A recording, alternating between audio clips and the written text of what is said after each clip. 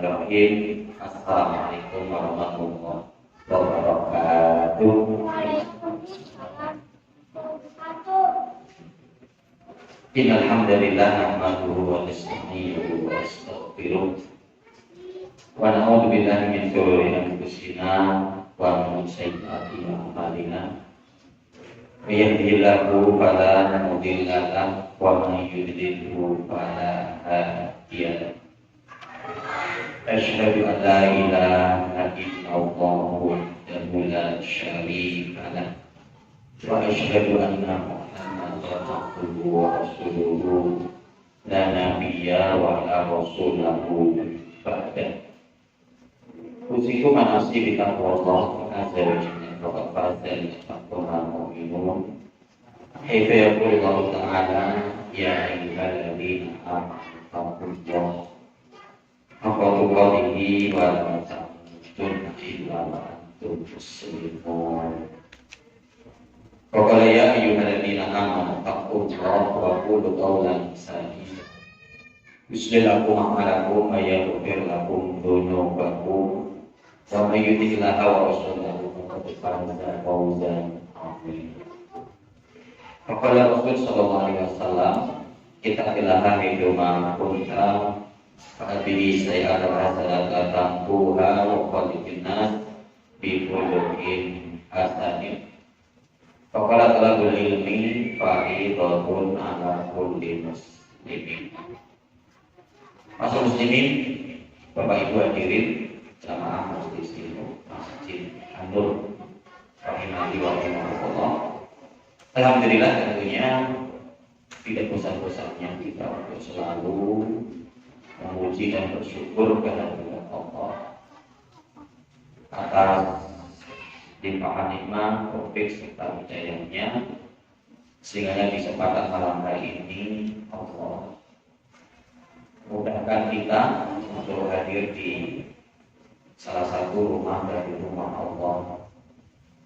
Bersama-sama kita tadi melaksanakan apa yang menjadi kewajiban kita, yaitu sholat maghrib secara berjamaah. Dan alhamdulillah kita dapat melanjutkannya dengan talabul ilmi syar'i, menuntut ilmu syar'i. Bersama-sama kita untuk mengkaji ayat-ayat dan hadis-hadis Nabi untuk tentunya menjadi pedoman kita, di dalam menjalani kehidupan, baik untuk hal-hal kehidupan keseharian kita, begitu pula terutama adalah pada kehidupan kita dalam pengabdian kita kepada Allah ya, dengan ibadah yang ada. Karena tentunya bahwa ibadah yang ada yang telah Allah wajibkan atau sunahkan untuk kita ya, tentu untuk adanya dasaran ilmu yang mendasari apa yang untuk kita kerjakan. Bahkan Imam Al-Bukhari sendiri dalam kitab beliau ya, kitab Sahih Bukhari, beliau membuat bab ilmi qabla al-qawli wal amal. Ya. Ilmu itu adalah sebelum berkata dan berbuat. Artinya bagaimana sebelum kita berkata dan berbuat, kita untuk memiliki ilmunya. Sehingga apa yang sedang kita upayakan di majelis yang mulia ini, selain kita untuk mempelajari ibadah-ibadah yang ada sebagai bentuk ketaatan kita kepada Allah, begitu juga agar kita menjalani hidup ini dengan benar ya. Karena dimana bahwa bagaimana untuk di setiap gerak-gerik kita, perbuatan kita, tingkah laku kita, untuk adanya pemahaman ilmu yang kita ketahui, sehingga apa yang kita lakukan benar. Maka kita mendapati sangat cocok sekali apa yang disampaikan oleh Imam Ahmad bin Hanbal yang beliau mengatakan kebutuhan manusia terhadap ilmu itu melebihi dari kebutuhan makan dan minum. Dari mana beliau menjelaskan? Karena makan dan minum kita adalah kebutuhan temporer. Ya. Makan kita sih mungkin ketika makan besar kita, contoh mungkin ya, dalam satu hari, satu malam kita hanya 3 kali. Ya. Minum kita berapa kali? Gitu. Yang mungkin agak lebih banyak aktivitas minum kita dari makan kita. Nah itu hanya seperti itu kebutuhan makan dan minum kita. Tapi kebutuhan ilmu kita adalah di setiap hembusan nafas kita, kata beliau Imam Ahmad bin Hanbal. Jadi setiap tarikan nafas kita, hembusan nafas kita, bagaimana untuk adanya dasaran ilmu yang mendasari apa yang untuk kita lakukan dari detik-detik kita, menit kita, jam kita, waktu kita semua, ya tentunya untuk adanya ilmu yang mendasari sehingga aktivitas kita menjadi aktivitas yang benar, aktivitas yang bermanfaat, aktivitas yang berkah, ya, mendatangkan kebaikan ketika kita hidup di atas muka bumi ini. Dan tentunya ketika keberkahan itu, ketika kita berada di atas muka bumi ini melalui petunjuk Allah dan Rasulnya, tentunya akan membawa keberkahan sampai ketika kita nanti di negeri akhirat. Nah, salawat dan salam semoga tercurah atas Nabi kita Muhammad Sallallahu Alaihi Wasallam, pada keluarga beliau, para sahabatnya, tabiin, dan para senantiasa komitmen dalam menjalankan sunnah beliau sampai datangnya hari kiamat kelak. Allahumma la sahla illa ma ja'altahu sahla wa anta taj'alul hazna idza syi'ta sahla. Allahumma anfa'na bima 'allamtana wa 'allimna ma yanfa'una. Allahumma zidna ilma. Asal muslimin, Bapak Ibu hadirin rahiman wa rahmatullah. Sebagaimana yang diinformasikan, tema yang insya Allah akan kita kaji adalah ilmu kunci kebahagiaan. Sebagaimana di pertemuan sebelumnya kita telah mengkaji, ya, sebagaimana yang disyarat dijelaskan di sini oleh Syekh Utsaimin rahimahullah dalam kitab Syarah Al-Ushul Ats-Tsalatsah, bahwa wajib bagi setiap muslim muslimah untuk mempelajari 4 hal, ya, ilmu, mengamalkan, mendakwahkan, dan sabar. Pada waktu ketika kita mendakwahkan daripada Islam ini, mendakwahkan daripada ilmu kita.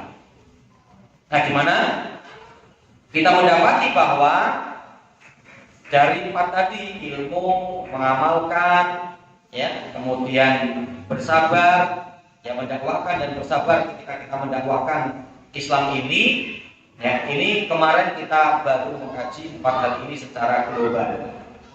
Nah, maka akan kita kaji satu persatu dari 4 hal ini yang menjadi kewajiban bagi setiap kita, muslim dan muslimah, untuk mempelajarinya. Ya, tentunya yang pertama adalah kaitan dengan al-ilmu, ya, kaitan dengan ilmu. Ya. Maka kita di sini untuk mengambil tema dengan judul ilmu kunci kebahagiaan. Dan akan kita lihat apa memang seperti itu, begitu ya. Mana buktinya, mana dalil-dalilnya yang berbicara tentang hal ini, bahwa ilmu itu adalah kunci kebahagiaan. Ya. Sebagaimana kemarin juga sudah kita sampaikan, ya, bahwa ilmu itu adalah sebagaimana disebutkan di sini, al ilmu huwa idraku syai' ala ma huwa alaihi idrakan jaziman. Ilmu itu adalah mengetahui sesuatu tentang hal yang dimana untuk diketahui dengan apa? Idrakan jaziman, pengetahuan yang kuat. Jazim itu kuat, ya, qawi, ya. Idrakan, adroka yudriku, mengetahui, ya, itu apa? Mengetahui sesuatu tentang apa yang untuk diketahui, ya kan, banyak, ya, yang untuk kita ketahui. Dari ilmu-ilmu ini banyak. idrokan jaziman, ya, yaitu dengan ilmu, pengetahuan, pemahaman jaziman yang kuat. Ya. Jadi enggak lagi kira-kira begini, enggak, ya. Kemungkinan seperti ini tidak, ya. Barangkali begini, tidak. Untuk benar-benar kuat, mantap, pengetahuan yang jelas, ya, pengetahuan yang jelas. Bapak Hadirin rahimahullah, di sini coba akan kita awali dalil-dalil atau bukti yang untuk menunjukkan bahwa ilmu mendatangkan kebahagiaan. Ilmu mendatangkan kebahagiaan, ya. Apalagi nanti ya secara globalnya bahwa ilmu itu meliputi 3 hal. Ini semua kaitan dengan ilmu fardhu ain. Ya, ilmu yang menjadi kewajiban per individu kita, personal kita masing-masing.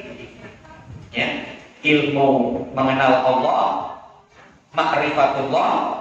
Kemudian yang kedua adalah ma'rifatun Nabi, mengenal Nabi Muhammad SAW. Dan yang ketiga adalah ma'rifatul dinil Islam bil adillah, memahami agama Islam berdasarkan dengan dalil-dalil.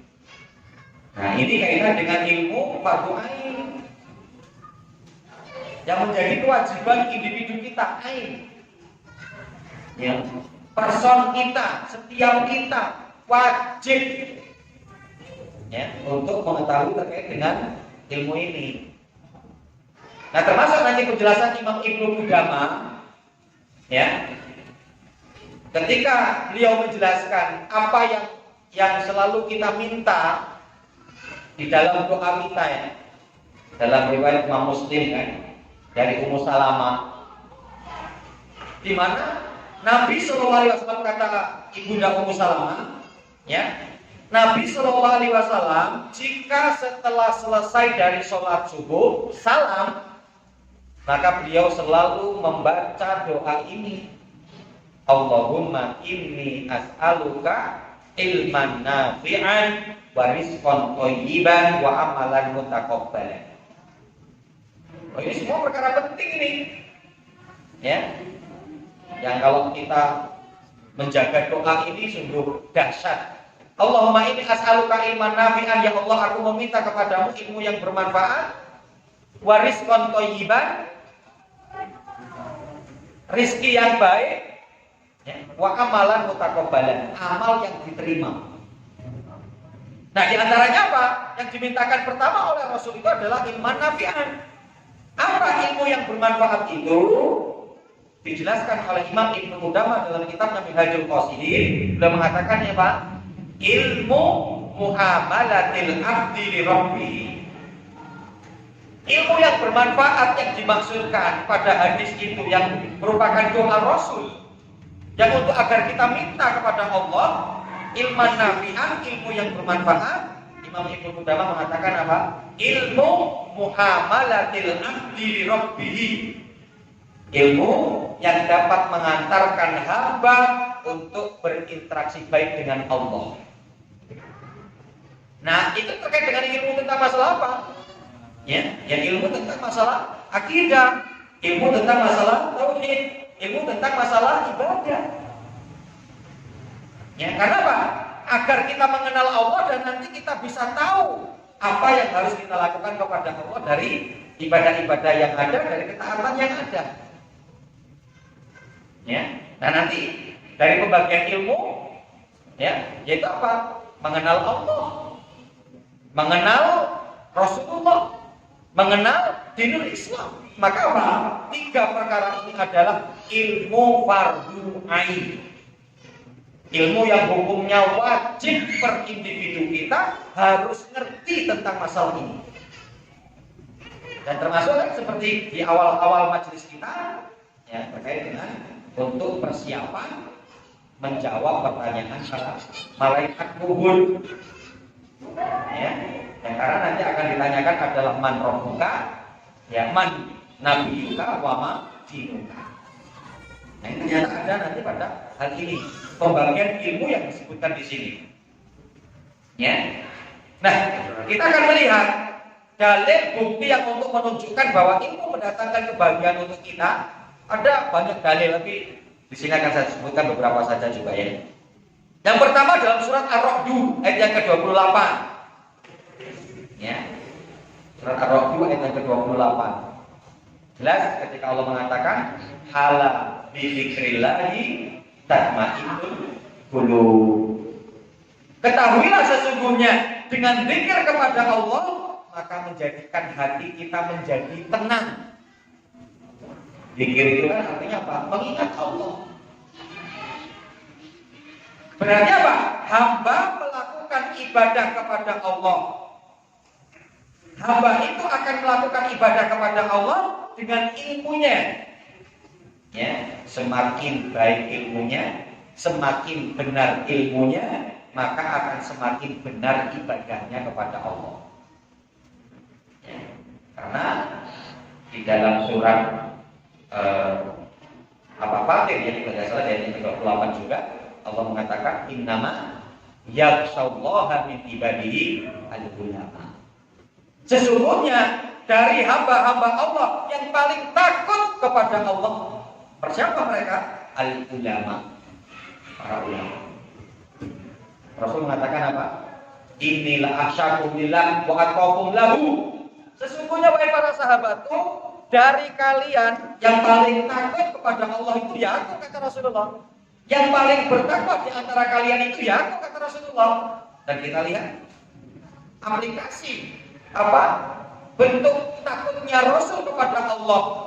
Saking takwanya Rasul kepada Allah diaplikasikan dengan apa? Ibadah yang sungguh-sungguh sampai kaki Rasul ketika sholat membengkak. Oh ya. Nah, artinya apa? Di mana ibadah yang dilakukan oleh seorang itu tergantung ilmu. Semakin ilmu bertambah, akan semakin baik ibadahnya. Semakin hamba itu dengan ilmunya menjadi takut kepada Allah, maka akan semakin ya, baik ibadahnya dan ketaatannya kepada Allah. Ya. Bukankah ketika seorang melakukan ibadah itu sedang mengingat Allah? Pasti ya.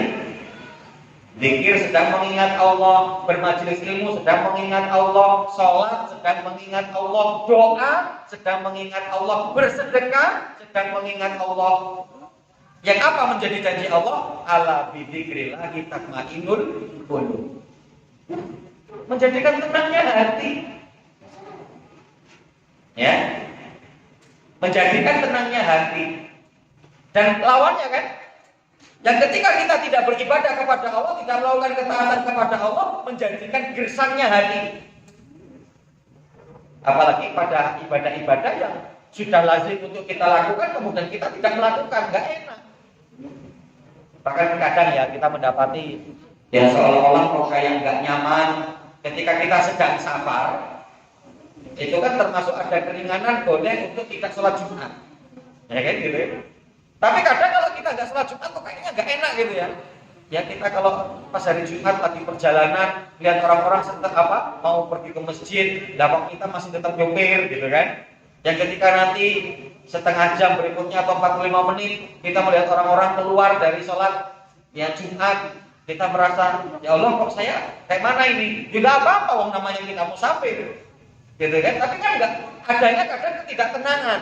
Kalau kita terbiasa untuk melakukan ibadah dan ketaatan kepada Allah. Bagi orang yang tidak terbiasa, ya memang nggak biasa ya, tetap biasa aja hatinya.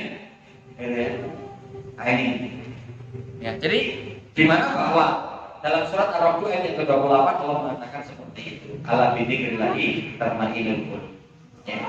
Kemudian kita juga mendapati hadis Rasulullah ya di dalam riwayat Imam Tirmidzi. Kalau kita mendapati ada dua redaksi gitu ya, yang saya pernah mendapatkan itu ada dua redaksi. Redaksi yang pertama Rasul mengatakan ya, fa innal khaira tuma'ninatun wa inna syarra ribatun. Ya, Rasul mengatakan sesungguhnya kebaikan, amal soleh ibadah, ketaatan, tumakninatun, akan memberikan ketumakninahan di dalam hati. Wa inna syarra, dan keburukan, ribatun, akan mendatangkan ketidaktenangan. Maksiat, dosa akan mendatangkan ketidaktenangan. Redaksi hadis yang lain, Rasul mengatakan apa? Wa inna sidqa, ya, tumakninatun, wa innal kadhiba ribatun. Rasulullah mengatakan sesungguhnya, ya, kejujuran, sesungguhnya jujur, ya. Apa kata Rasulullah? Sesungguhnya kejujuran itu tumakninatun. Kejujuran itu dapat mengantarkan tumakninah, ketentraman dan kenyamanan dalam hati kita. Ya, maka nanti kalau kita melihat kesuksesan Cina, kesuksesan Jepang, kesuksesan Irlandia terutama, ya, karena beberapa tahun yang lalu istilahnya belum lihat sensus yang hari ini, ya, ranking 1 pendidikan itu adalah Irlandia, ya.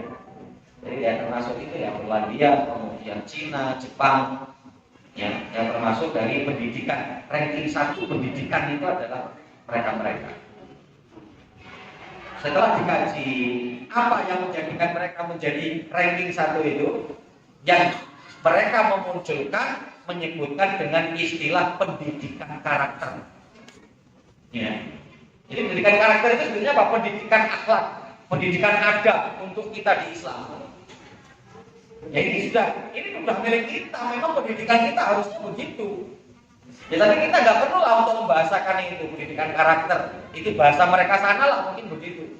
Tapi apa di antaranya pendidikan karakter yang paling menonjol yang mereka aplikasikan sehingga bisa menjadi ranking 1 itu, ranking 1, ranking 2, ranking 3, yaitu apa? Menanamkan kejujuran di setiap tingkat.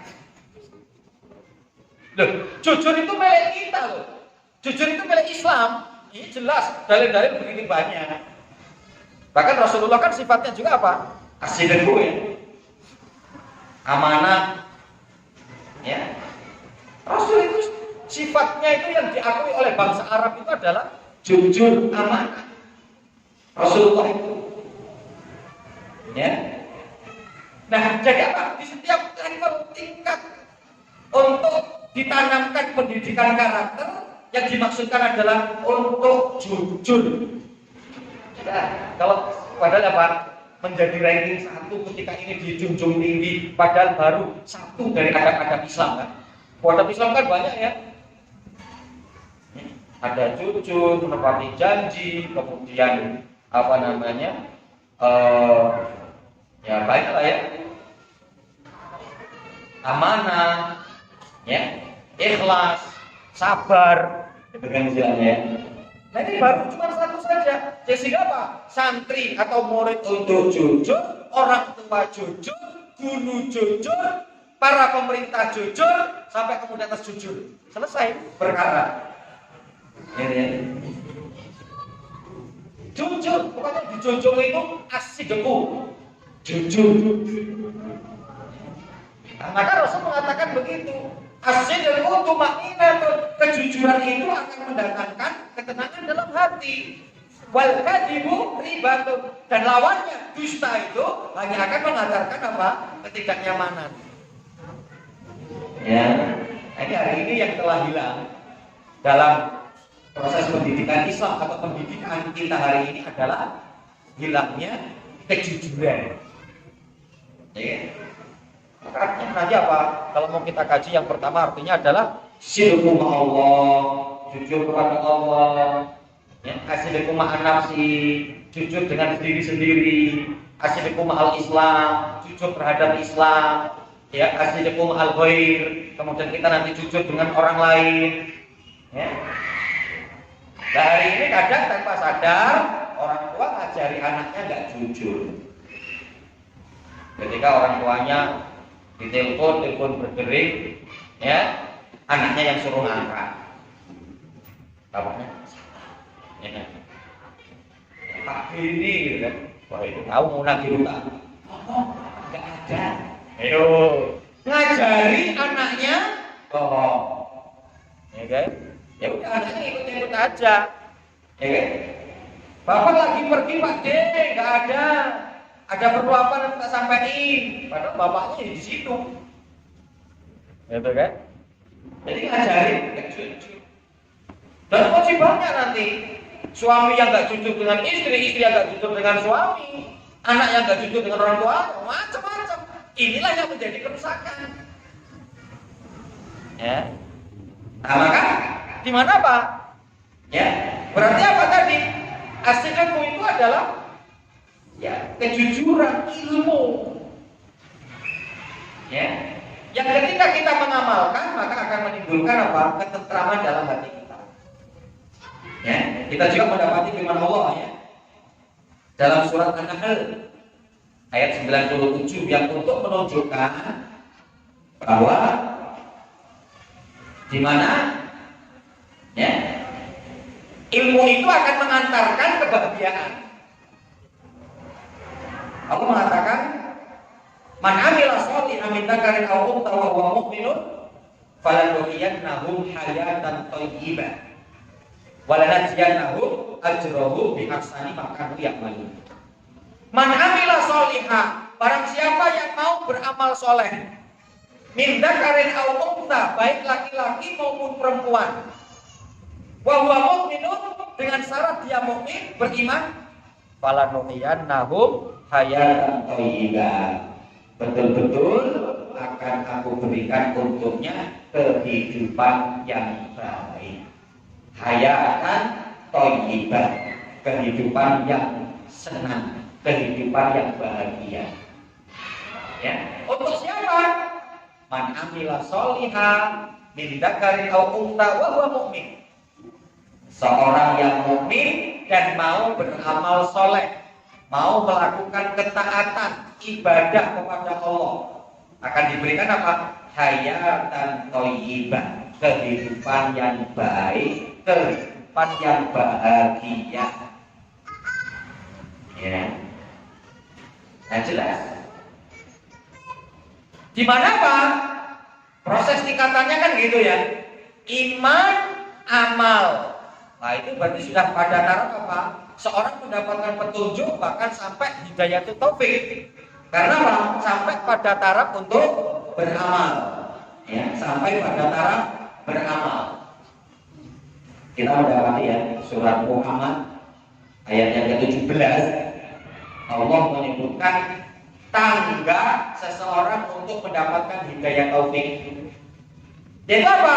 Allah Subhanahu wa taala mengatakan walladzina tadaw zadahum huda wa atahum taqwahum. Walladzina tadaw, mereka orang-orang yang mau mencari petunjuk, mau belajar, mau mengikuti majelis ilmu, mau baca buku, mau mendengarkan ceramah melalui YouTube atau kemudian MP3 dan yang lain. Ya. Maka apa? Walladzina tadaw, ini mencari ilmu, zadahum huda. Maka Allah mengatakan apa? Tak tambah ilmu. Maka nanti ternyata apa? Kita mendapati Rasul itu enggak pernah meminta untuk ditambah kecuali hanya satu, pada perkara ilmu. Insyaallah ya. Rasul enggak pernah minta jabatan.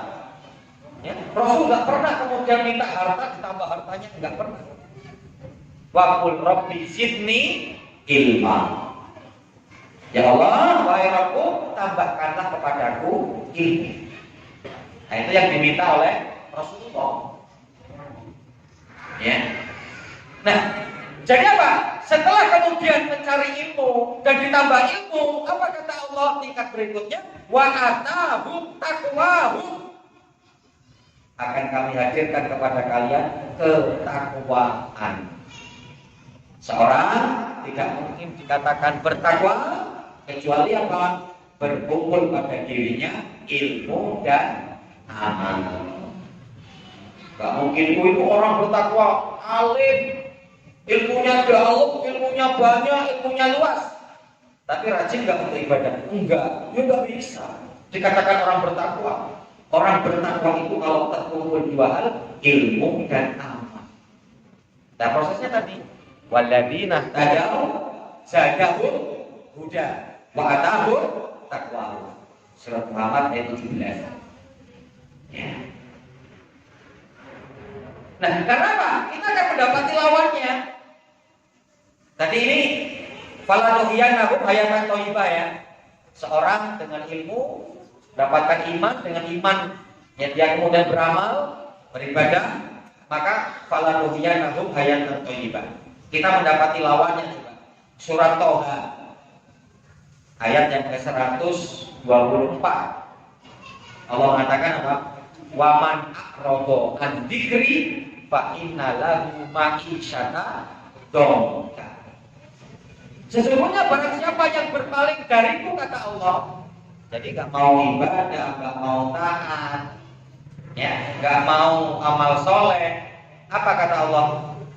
Fa inna lahu ma'isyata dhanka. Maka bagi dirinya adalah kehidupan yang sempit, ya, kehidupan yang berat, kehidupan yang sukar,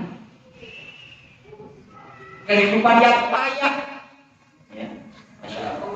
Jadi juga menunjukkan bahwa ketika kita berilmu, ya, akan mengantarkan pada kebahagiaan hidup kita.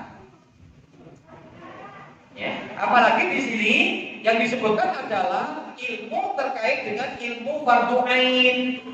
Nah, di sini katakan wal ilmu yanqasimu ila qismain. Ilmu dibagi menjadi dua, dororiyun wa nadoriyun. Dorori dan nadori.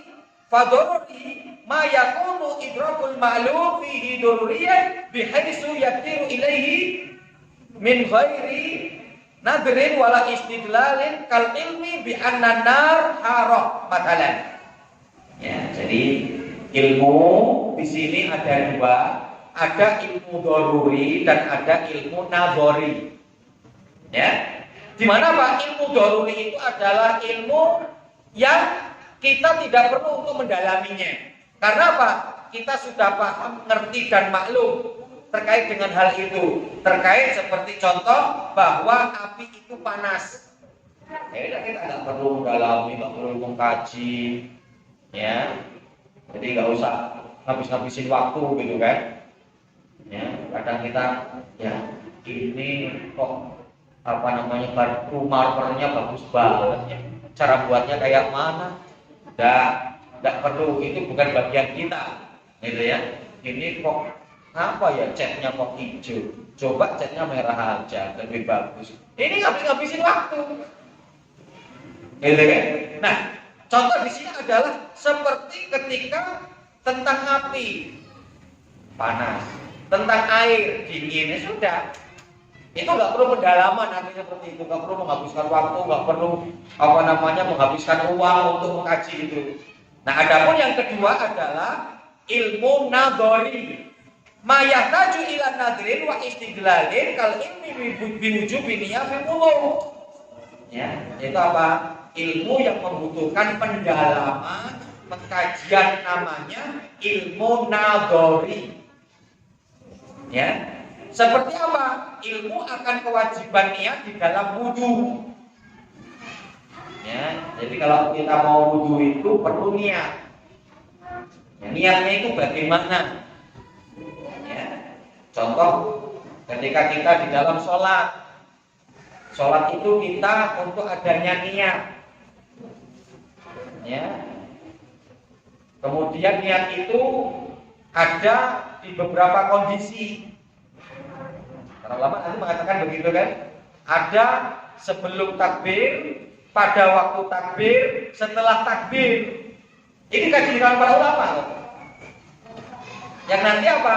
Termasuk menjadikan sholat kita tidak benar, tidak sah ketika setelah takbir. Setelah Allahu Akbar. Sholat apa ini ya? Sholat Isya. Nah ini setelah takbir baru ingat-ingat niatnya ini sholat apa? Sholat Isya.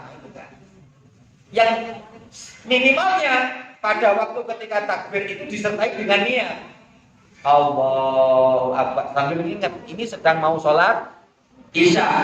Karena kan sholat wajib banyak.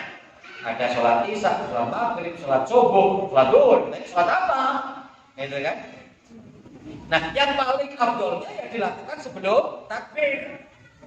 Kita sudah untuk berniat untuk mengerjakan daripada sholat tertentu. Nah, inilah yang dimaksud dengan ilmu nadori. Perlu kita perdalam untuk agar nanti benernya itu kita bagaimana. Ya kan? Rukun-rukun sholat, syarat sholat, dan seterusnya lah banyak. Bukan sekedar sholat ya, nanti daripada perkara-perkara yang lain juga. Gitu ya. Nah, masalah muslimin rahimahullah, adapun yang pertama adalah ilmu ya, mengenal Allah, ma'rifatullah. Ya. Apa yang dimaksud? Nanti yang bawa buku bisa dilihat gitu ya. Ilmu mengenal Allah, ai ma'rifatullah azza wa jalla bil qalbi ma'rifatan tastalzimu qubula ma syara'ahu wal id'an wal inqiyadu lahu wa taqimu syari'atihi allati ja'a biha rasuluhu Muhammadin sallallahu alaihi wasallam ya.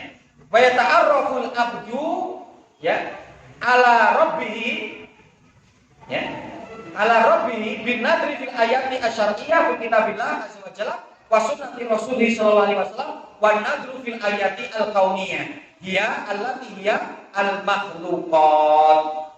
Ya, di sini dikatakan yang dimaksud mengenal Allah itu adalah mengenal Allah dengan hati.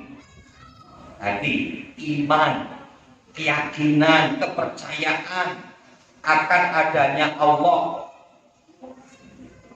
Ya, maka di sini disebutkan saya tambah ini, saya ambilkan dari kitab Tauhid Dr. Shalih bin Fauzan, adanya metodologi Al-Quran untuk menetapkan akan adanya Allah. Ya, itu dengan 3 hal. Yang pertama, minal maklumi bidorura annal hadis labuda ya min muhaddis. Yang pertama caranya ya, dan ini pun dapat dipahami oleh anak-anak kecil. Bahkan anak kecil saja itu bisa memahami gitu loh. Apalagi kita yang sudah dewasa. Bagaimana konsep Al-Quran ketika berbicara bahwa Allah itu ada. Ya, yaitu apa?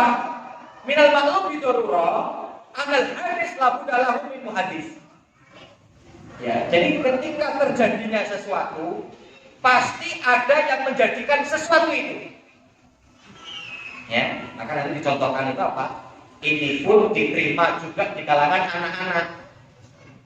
Jadi artinya apa? Contoh, ketika anak-anak sedang mainan atau baris lah gitu ya, kemudian dari belakang ditowel sama temennya, ditowel, gitu kan? Dia nengok ke belakang, siapa yang nowel saya? Gitu kan? Teman-temannya nggak ada yang ngaku. Coba anak kecil itu percaya nggak? Kalau kemudian nggak ada yang nowel tapi dia ngerasa, nggak mungkin percaya. Dia akan terus nyari, itu siapa? Nggak ngaku. Ya, mau saya pukul kalau nggak ngaku. Ayo siapa? Saya merasa bener kok. Karena memang mereka ada yang nowel sehingga anak tersebut itu merasa, tapi karena nggak ngaku. Artinya tapi apa? Yang nowel ada. Ketika adanya towelan, pasti ada yang nowel. Ya kan? Adanya langit dan bumi, adanya manusia, adanya tumbuh-tumbuhan, adanya binatang-binatang, baik di darat maupun di lautan, adanya itu nggak mungkin nggak ada yang mengadakan. Pasti ada yang mengadakan adalah Allah Subhanahu Wa Taala. Nah ini metode pertama. Kemudian yang kedua, intidamu amril alam kullihi. Ketika kita mendapati keberaturan alam. Masya Allah ya.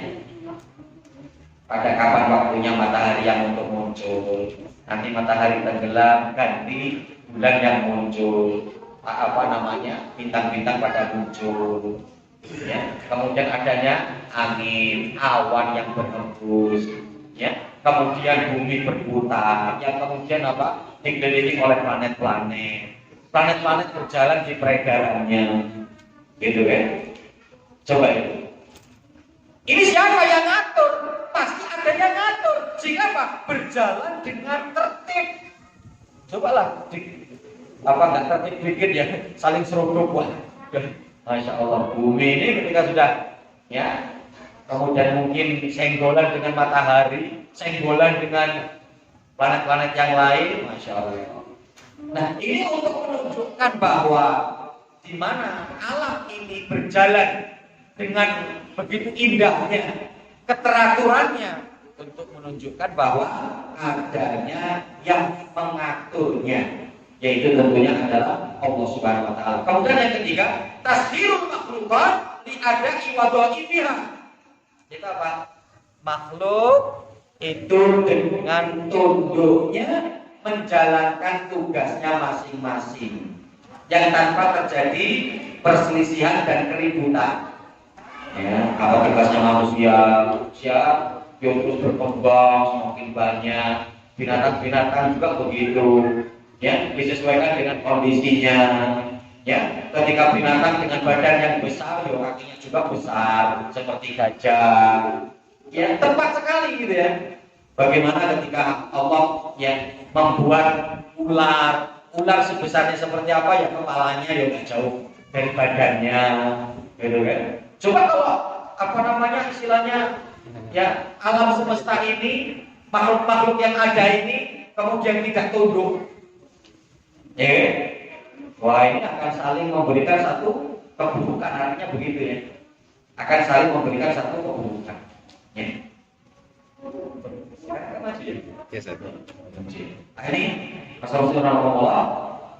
Ya, jadi artinya ternyata baru satu ini kita untuk mengenal Allah Subhanahu wa taala adalah mengenal Allah dengan hati kita, yang nanti akan kita buktikan, ya, yaitu dengan kita menerima daripada syariatnya, tunduk kepada ketetapan-ketetapan Allah Subhanahu wa taala dan mengikuti apa yang dibawa oleh Rasul sallallahu alaihi wasallam.